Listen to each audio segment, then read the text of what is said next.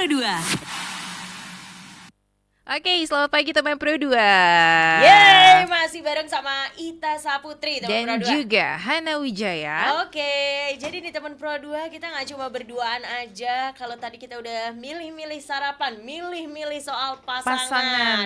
Ini juga bukan milih-milih lagi, tapi emang harus dilakukan. Betul. Soalnya kalau udah ada datang ini namanya bencana ya teman Pro 2, itu auto kan Kita nggak bisa milih. menghindar, udah nggak bisa Iya. milih lagi kalau udah terjadi. Tapi kan bisa dicegah ya. Betul Kayak, sekali. wah, sebelum ada bencana itu datang, kita bisa mitigasi, kita bisa safety duluan teman Pro 2. Di Oke. studio udah ada Kadek Sudantra. Jadi Sudantara. Kak Kadek ini Sudantara. Jadi Kak Kadek ini ketua komunitas Bani Tuyuh. Hai. Selamat pagi. Pagi. Sebenarnya ya Han, kita nih berempat. Ha-ha. Tapi ya lagi satu masih on the way ya. Kita Betul. tunggu aja deh Kakak Praja. Bener. Sambil menunggu kita sambil ngobrol aja. Betul banget. Kak, aku sebagai orang yang nggak tahu-tahu amat nih Bani Tuyuh. Aku ngelihat namanya aja nih. Bani Tuyuh itu komunitas Apa apa sih? sih, Kak? Gitu. Oh iya. Oke, sebelumnya nama saya Kadek Sudantara, tapi sering dipanggil Dekdol gitu. Oh, Dekdol. Dekdol. Oke. Karena biasanya kan di Bali tuh banyak nama kadek gitu. Jadi biar orang simpel manggilnya, kebanyakan sih biasanya orang Bali Dekdol. punya nama panggilan Oke. dia ya. Nama panggung lah ya, kayak nama hits. Enggak juga sih. Oke, jadi Bani Tuyuh itu kan bahasa Bali ya. Bani itu artinya berani. Tuyuh itu artinya capek. Oh, berani capek. Kalau Berani di mana-mana berani. orang Iya. dari capek, tapi kalau ini berani capek. Ya, jadi ceritanya ya kami dari komunitas Bani Tuyuh ini bergerak di bidang kebersihan lingkungan. Oh. Jadi awalnya saya sebenarnya, kalau saya sendiri dari tahun 2014 itu sudah mulai mengajak teman-teman lewat kalau di desa namanya seketerune kan. Oh. Kebetulan saya juga kalian seketerune. Jadi saya ajak teman-teman arahkan untuk melakukan kegiatan bersih-bersih. Pertama itu ya di sekitar Pura Kayangan 3 namanya kalau di Bali. Pura yang ada di desa itu. Jadi kita mulai dari sana. Sebelum Piodalan itu kan biasanya 6 bulan sekali nih Oke. pas galungan itu rumput itu kan banyak ya, kita bersihkan sebelum upacara dan setelah upacara juga kita bersihkan. Jadi berangkat dari Seketerune, kemudian Ketua Karang Taruna juga kebetulan Desa Tembok ya, jadi masuk ke sana juga kita ajak Karang Taruna juga. Akhirnya sampai jalan sampai 2019 ketemu dah teman-teman yang memang sehati gitu ya. Jadi Oke. kalau ngurus tentang lingkungan sampah itu memang pakai hati. Kalau pakai logika ya nggak ada logikanya. Nah, makanya itu karena teman-teman siap, artinya kita tidak dibayar gitu. Jadi bergerak untuk bersih-bersih pantai gitu. Kadang woodland update juga kita ikut gitu. oke. Jadi ya saya kasih nama Bani Tuyuh gitu. Jadi biar bahasa Bali aja. Oke. Emang bener-bener definisi berani capek ya, Tak ya? Bener ya. Tapi kita penasaran ya, Tak ya, berdua ya. Kenapa, Kak? Awalnya tuh mulanya dari bersih-bersih gitu. Berani capeknya berani capek untuk Bersih-bersih. bersih-bersih. Kenapa Bersih-bersih milihnya ya bersih-bersih, Kak? karena basic saya sih saya memang suka bersih-bersih gitu. Oh. Jadi yang pertama itu yang paling menjadi tujuan kami adalah sampah plastik itu. Oke. Karena kalau sampah plastik itu kan tak bisa terurai dia. Oke. Lama lah, Lama. sampai ratusan tahun gitu. Iya. Jadi kalau organik masih bisa lah kita buang ke kebun, karena di tembok itu kan masih banyak lah lahan-lahan kosong. Kebun bisa lah dibuang aja, nanti dia hancur sendiri. Bahkan bagus kan untuk sebagai pupuk dia itu. Tapi yang jadi masalah ini sampah plastik. Bahkan di laut juga kan, ketika ikan mungkin memakan atau tak sengaja ketelan oleh ikan kan bisa jadi dia mati. Kemudian ikan kalau tidak mati dia akan mengandung mikroplastik yang kita makan nanti juga kan bahaya untuk diri Iya. kita sendiri gitu. Jatuhnya jadi nggak sehat ya, Tak ya? Betul. Kayak- Oke. Jadi kalau tadi ngomongin kalau Bani Tuyuh ini kan dari awal bersih-bersih. Tapi kalau ke topik kita tentang bencana gitu kan ya, kira-kira peran utama yang dimainkan dalam komunitas Bani Tuyuh ini dalam menghadapi bencana seperti apa? Jadi kami di Bani Tuyuh itu sudah menjadi komunitas pemuda ya. Jadi mulai dari bersih-bersih, kemudian kami juga sering diskusi tentang desa adat. Di Bali kan ada desa adat tuh. kita diskusi tentang desa adat, segala macam problema atau masalah yang muncul di desa adat juga menjadi perhatian kami secara tidak langsung nih. Pas kita kumpul ya kita bahas lah gitu. Kemudian desa dinas juga tidak lepas dari permasalahan-permasalahan desa dinas kita bahas. Artinya Bani Tuyo itu komunitas yang pertama bergerak di bidang lingkungan, tapi setelah kita kumpul gitu semua permasalahan yang ada di lingkungan kami menjadi prioritas juga buat kami gitu. Jadi mungkin hubungannya buat untuk bencana itu komunitas ini merupakan suatu, apalagi pemuda ya. Pemuda itu biasanya kan lebih agresif. Betul. Jadi dalam setiap penanggulangan mungkin kalau orang tua lebih mikir dulu, tar dulu nih gimana nih kan gitu. Kalau di pemuda, oh gini yuk ini, oh cas gitu. Kalau bahasa kerennya sekarang satset. Ya. Tapi kalau di daerah kakak sendiri nih ya, itu memang rawan bencana apa sih kak di sana? Kalau di daerah saya kan, saya dekat pantai juga kan. Kemungkinan ya selain apa namanya abrasi, ada juga mungkin tsunami atau juga kita ada punya aliran sungai. Bisa jadi kan banjir gitu. Seandainya sampah itu terutama plastik ya penuh di kali, di got-got itu kan bisa meluap airnya dan ya terjadilah walaupun kecil begitu tapi kan dampaknya gitu terhadap lingkungan gitu. Sebelum terjadi yang besar kan kita lebih baik mengantisipasi dulu gitu.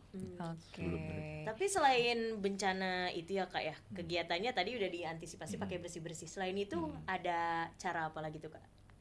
Dalam peran pemuda sih ya, secara umum tentang mitigasi bencana itu ya kita bisa memberikan edukasi pendidikan kepada masyarakat itu. Kemudian misalnya kita kan lebih menggunakan media sosial itu kan kita lebih intens lah daripada orang tua. Mungkin di sana kita bisa sharing, berbagi banyak hal gitu. Itu yang pertama. Kemudian yang kedua, kita di pemuda seperti yang terjadi waktu 2017 waktu erupsi Gunung Agung kan belum terjadi erupsi ya. Waktu itu saya baru mau nikah kebetulan. Terjadi erupsi Gunung Agung, saya menikah tanggal 18 dan tanggal 17 itu orang ramai sekali sudah berduyun-duyun pindah dari Karangasem ke mengungsi ya. Jadi saat itu ini Bani Tuyo belum terbentuk sih, tapi kami sudah dalam satu circle gitu. Jadi saya ajak teman-teman untuk menjadi relawan di sana. Ya, jadi selain kita bisa memberikan edukasi lebih awal, kita juga nanti bisa menjadi relawan di saat misalnya seperti yang terjadi itu 2017 itu bencana itu menjadi relawan, baik pengumpulan sembako atau pakaian, ada yang nyumbang, kita yang mengkoordinir di desa itu kami lakukan juga itu.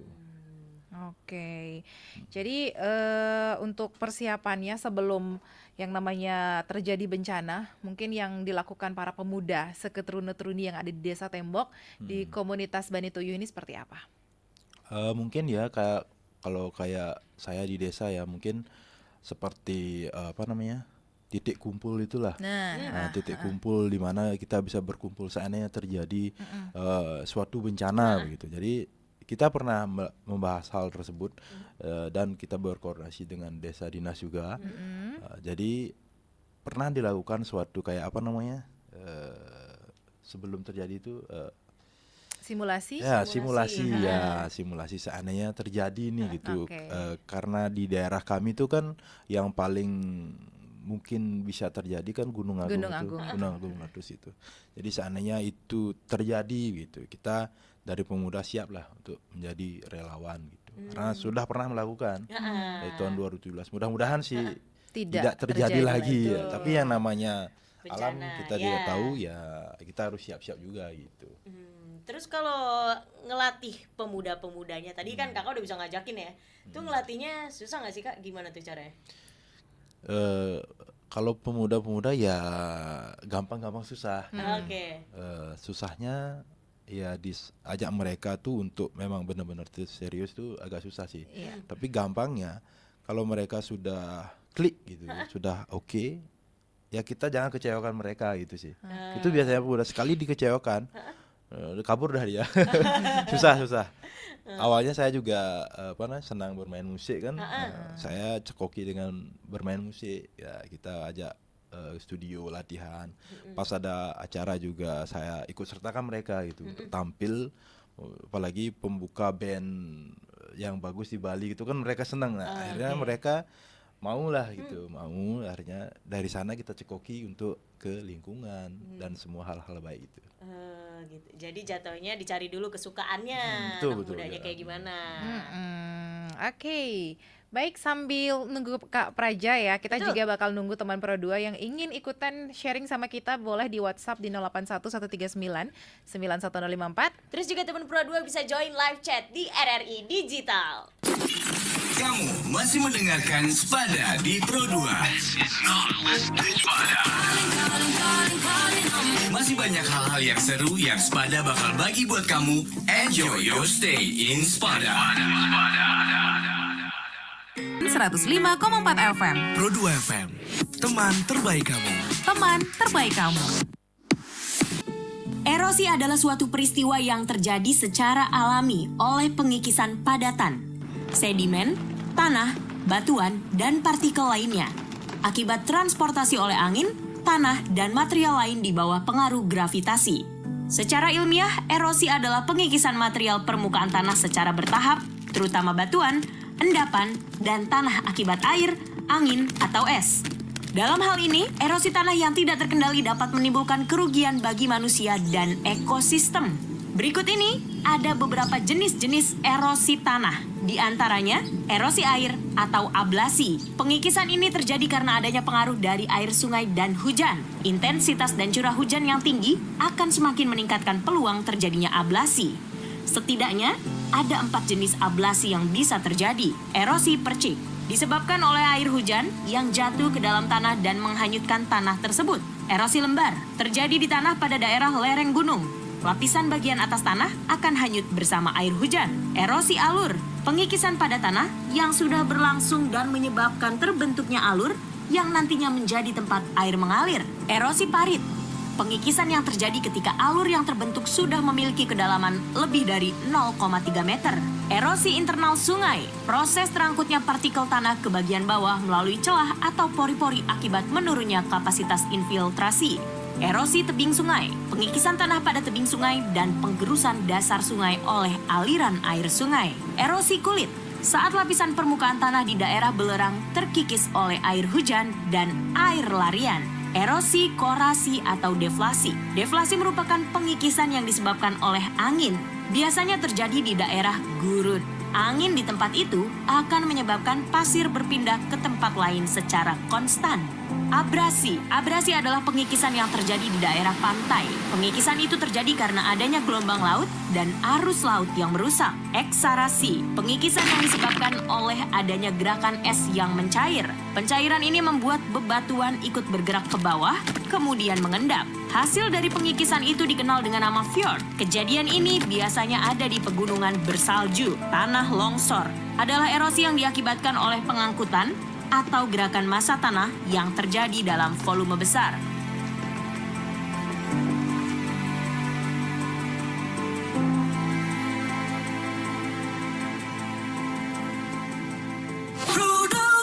Teman terbaik kamu. Bersama Spada, selamat pagi teman Pro 2. Jangan lupa untuk follow Facebook, Instagram, dan YouTube channel di RRI Pro 2 Singaraja. Oke, teman Pro 2 dan juga Kakak Hana. Iya, Kita sudah berempat sekarang. betul. Sudah Tadi, ada Kakak Gede Praja Mardika Sujana Putra. Ini udah gak asing lagi untuk teman Pro 2, seorang founder Yayasan Sahabat Bumi Bali. Selamat pagi, Kak. Selamat pagi. Aduh, sesering itu ya, sesuai namanya founder Yayasan Sahabat Bumi, Bumi Bali. Bali. Sesahabat itu sama teman Pro 2. Karena apa sih Kak? Emang Sahabat Bumi tuh ngapain sih Kak? Ya kalau kita bilang sahabat bumi ngapain, kami punya jargon biarkan putu kami yang berbicara. Begitu. Jadi silahkan lihat di media sosial kami di Yayasan Sahabat Bumi Bali begitu. Karena buat kami adalah dulunya kami ini sebuah komunitas di tahun 2019 bentuk dari konsistensi diri kami yang terus berkegiatan di lingkungan dengan merawat dan menanam begitu poin sederhananya, dan didukung oleh waktu itu didukung oleh Kementerian Pemuda dan Olahraga dengan programnya Peplingasih namanya, Pemuda Peduli Lingkungan Asri dan Bersih. Jadi didukung harus membuat yayasan karena untuk ke depan itu harus berbadan hukum gitu. Jadi legal standingnya harus jelas begitu. Dan hari ini pun kami mengucapkan selamat kepada saudara kami di Kayu Oman karena di Pedawe yang sudah berbadan hukum. Gerakan komunitasnya sudah berbadan hukum. Jadi kami harapkan adalah komunitas-komunitas yang ada di Buleleng dengan konsisten menjadikan dirinya berbadan hukum agar bisa mempunyai program yang jelas dan semangatnya terus tumbuh dan berlanjut begitu. Jadi kegiatannya tuh ada apa aja sih Kak Gede di situ di Sahabat Bumi? Kalau kami, kegiatan kami itu tentunya adalah merawat dan menanam, terus kedua adalah pilah, olah dan kelola sampah. Terus yang ketiga ini kami sedang menjajaki Universitas Pendidikan Ganesha khususnya Fakultas Kedokteran untuk kembali lagi kami menghidupkan asuransi sampah. Jadi orang ke yayasan kami membawa plastik bekas ataupun plastik tak ternilai begitu, mereka akan mendapatkan misalnya ukur tensi gratis, yang itu pengetahuan kesehatan gratis.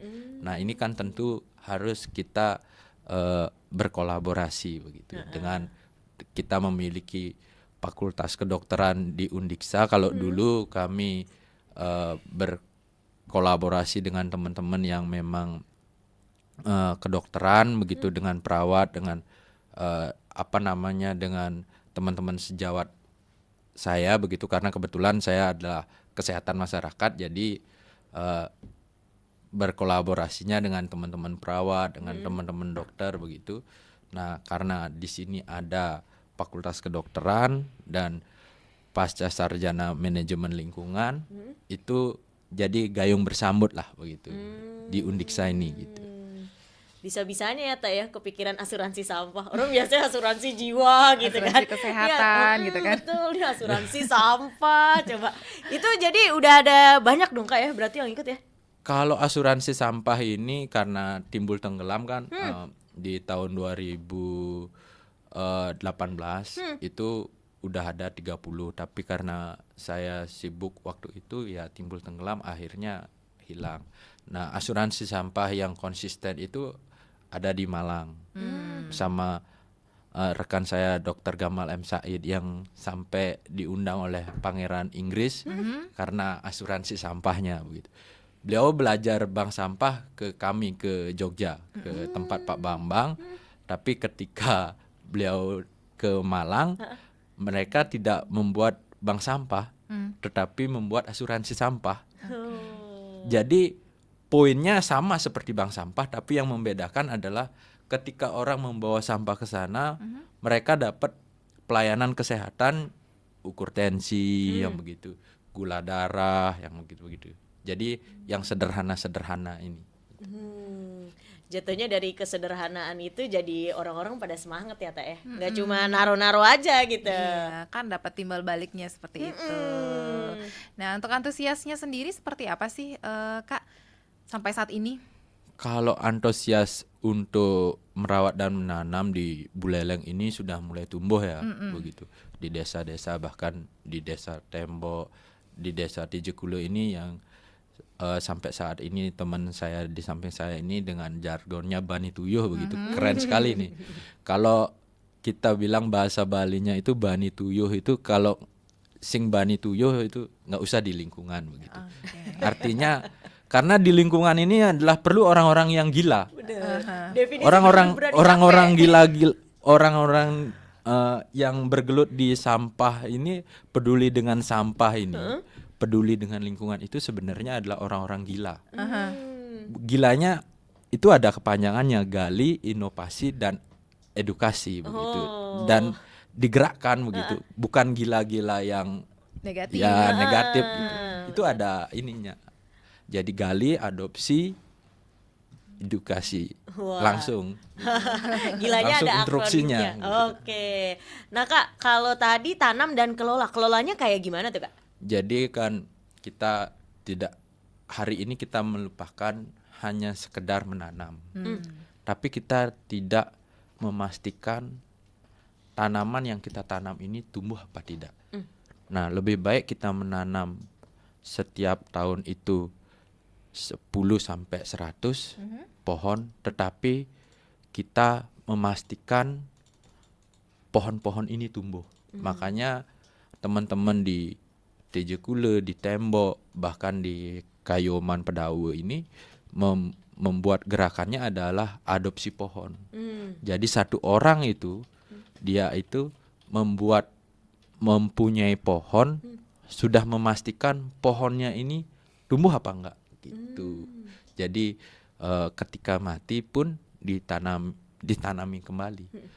Daripada kita penanaman pohon 1.000, 10.000, tapi kita tidak yakin pohon ini tumbuh nggak, berapa persen nggak tumbuhnya, itu nggak pernah. Itu kan hanya maaf hanya gimmick dan bisa saja buang-buang anggaran kan begitu. Lebih baik kita berikan anggaran ini, kita kerjasamakan dengan komunitas.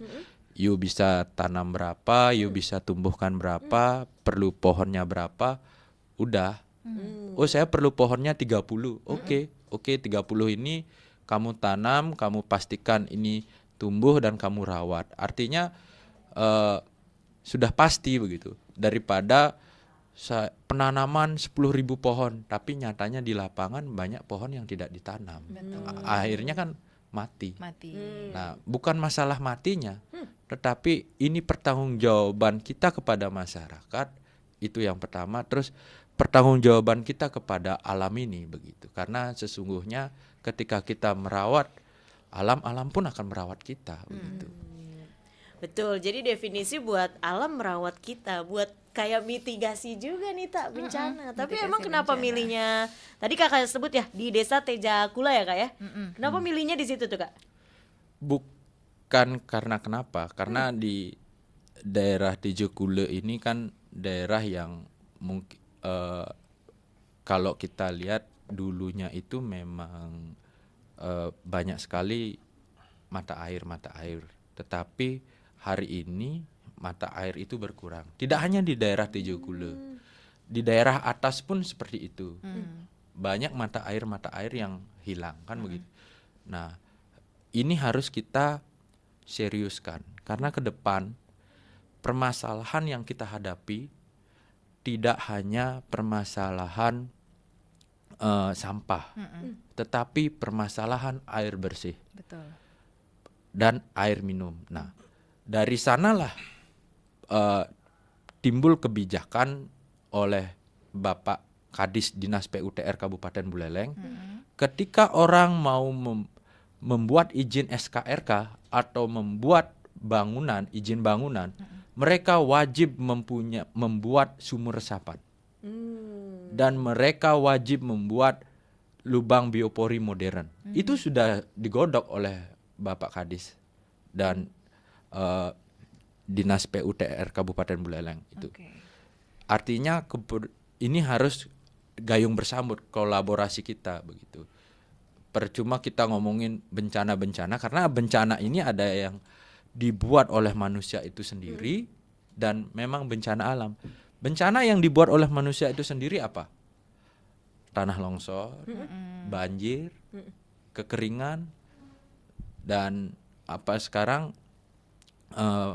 musim ini banyak musim yang kita tidak proklaim ini, kita tidak bisa tahu kapan musim hujan, kapan musim kemarau, tiba-tiba hujan, tiba-tiba kering.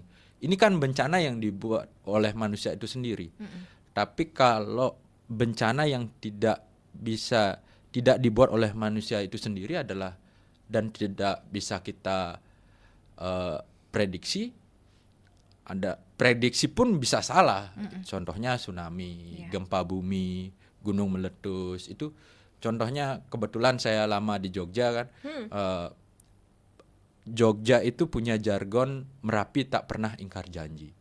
Jadi 5 tahun sampai 10 tahun itu sudah dipastikan kalau enggak erupsi pasti meletus. Gitu. Ini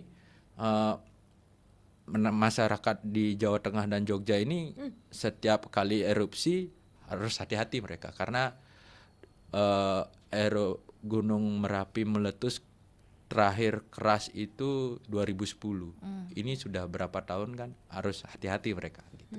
Tapi Merapi kenapa tidak pernah ingkar janji, selalu memberikan bukti karena selesai Gunung Merapi itu meletus pasti pertanian itu akan subur gitu. Karena abu-abunya ini kan subur lah gitu. Itu jadi seperti itu. Kalau kita bilang bencana ketika manusia ini tidak ada, alam itu tidak apa-apa. Tapi kalau alam ini rusak, manusia itu akan mati. Itu aja poin sederhananya.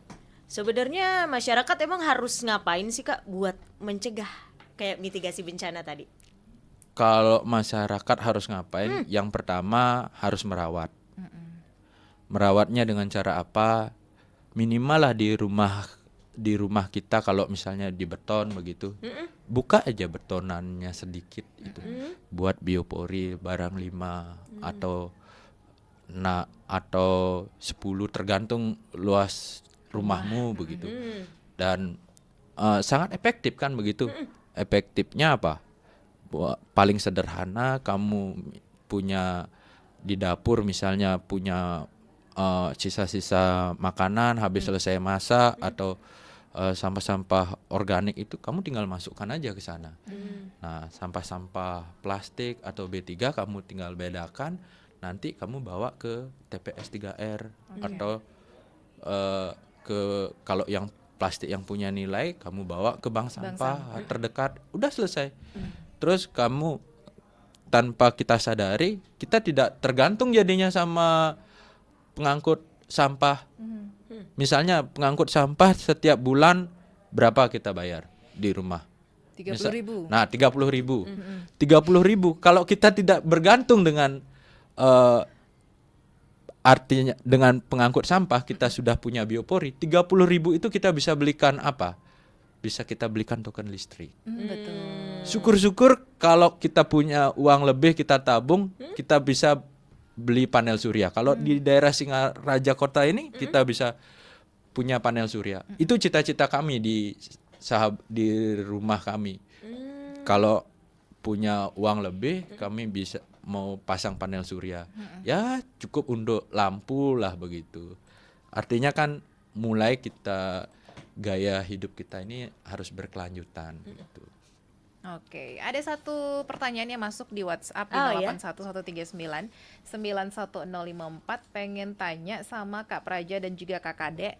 Kira-kira selama ini ada tantangan nggak sih yang dihadapi dalam melibatkan pemuda atau yang ada di dalam komunitasnya untuk yang namanya penanggulangan bencana?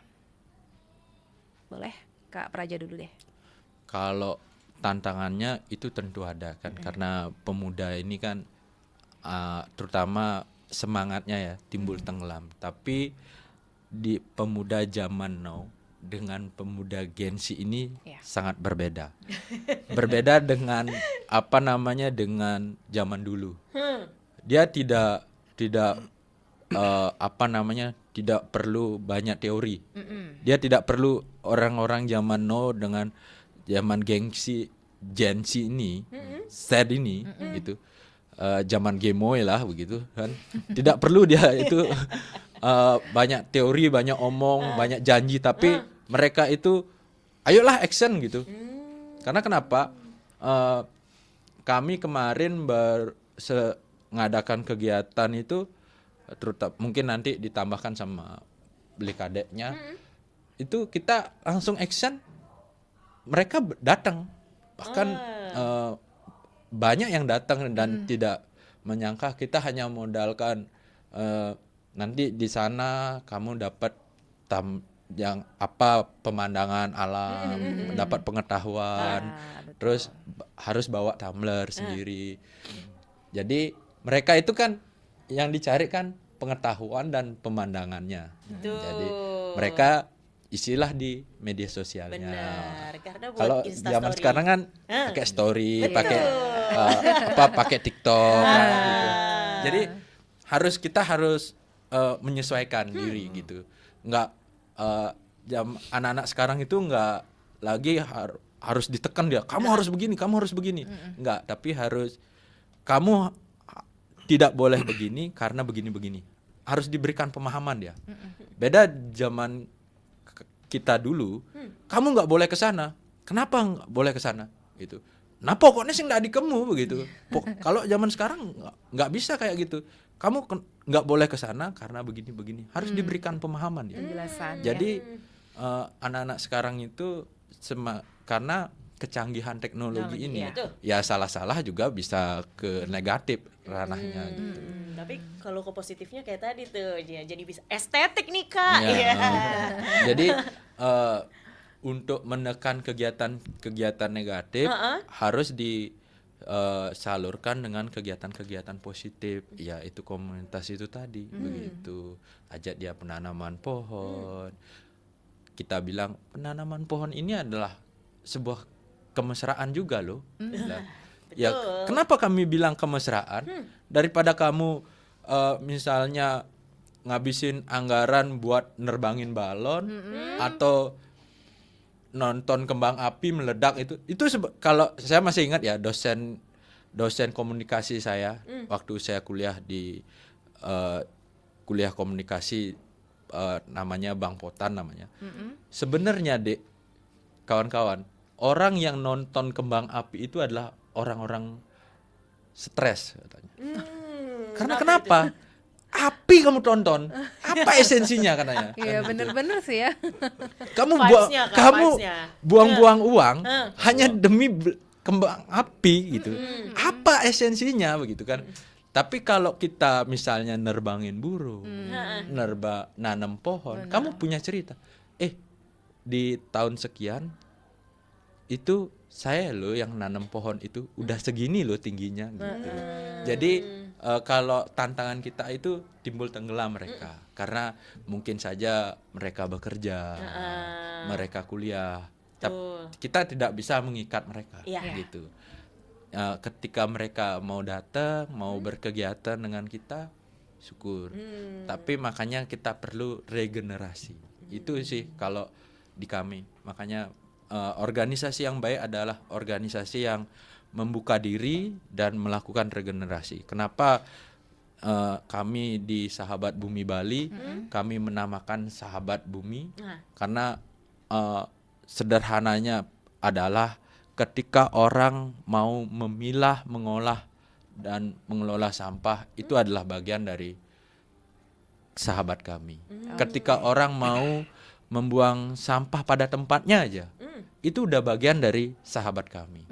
Ketika orang syukur-syukur mereka mau menanam pohon, membuat biopori, itu adalah sahabat dan keluarga kami. Itu makanya kami di sahabat Bumi kalau ditanya berapa anggotamu, kami kadang-kadang bingung.